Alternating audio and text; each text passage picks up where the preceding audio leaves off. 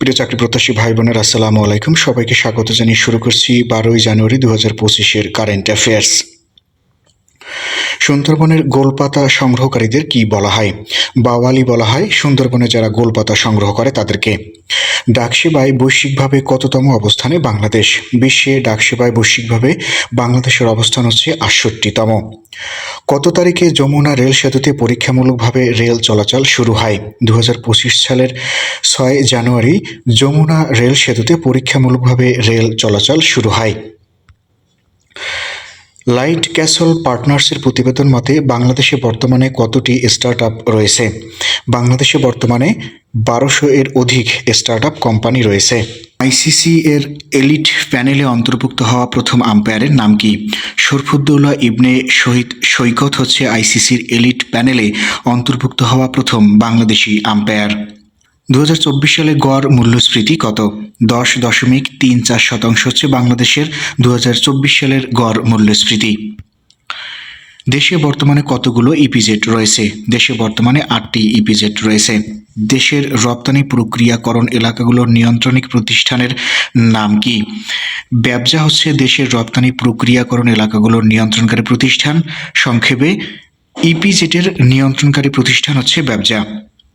কাজী নজরুল ইসলামকে জাতীয় কবি ঘোষণা করে কবে প্রজ্ঞাপন জারি করা হয়? 2024 সালের 24 ডিসেম্বর জাতীয় কবি হিসেবে ঘোষণা করা হয়।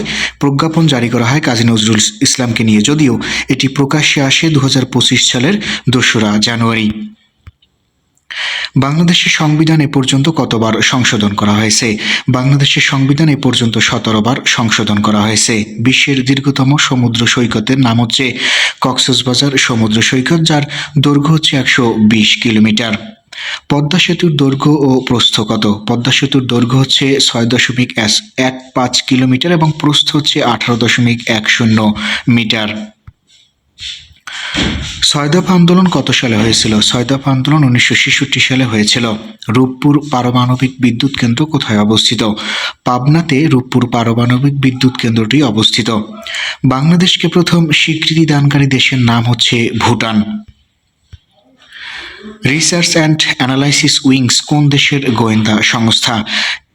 ভারতের গোয়েন্দা সংস্থা হচ্ছে রিসার্চ অ্যান্ড অ্যানালাইসিস উইংস।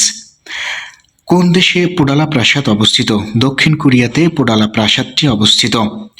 কোন প্রতিষ্ঠান এআই ডেটা সেন্টার নির্মাণ করবে? মাইক্রোসফট এআই ডেটা সেন্টার নির্মাণ করবে। কোন দেশকে ম্যাপল পাতার দেশ বলা হয়? কানাডাকে ম্যাপল পাতার দেশ বলা হয়। আন্তর্জাতিক আণবিক সংস্থা IAEA এর বর্তমান সদস্য রাষ্ট্র কতটি? 180টি সদস্য রাষ্ট্র রয়েছে আন্তর্জাতিক আণবিক সংস্থার। বর্তমান বিশ্বের সর্ববৃহৎ জলবিদ্যুৎ প্রকল্পের নাম হচ্ছে থ্রি গর্জেস বাঁধ। আরামকো কোন দেশভিত্তিক তেল গ্যাস উৎপাদনকারী প্রতিষ্ঠান? আরামকো হচ্ছে সৌদি আরবের তেল গ্যাস উৎপাদনকারী একটি প্রতিষ্ঠান। বিশ্বের কোন দেশ প্রথমবারের মতো গবাদি পশুর উপর কর আরোপ করেছে? ডেনমার্ক গবাদি পশুর উপর কর আরোপ করেছে।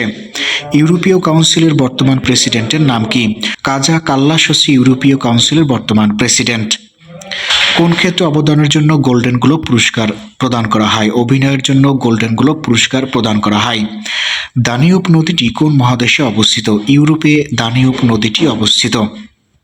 তিব্বত কোন দেশের স্বায়ত্তশাসিত অঞ্চল? চীনের স্বায়ত্তশাসিত অঞ্চল হচ্ছে তিব্বত।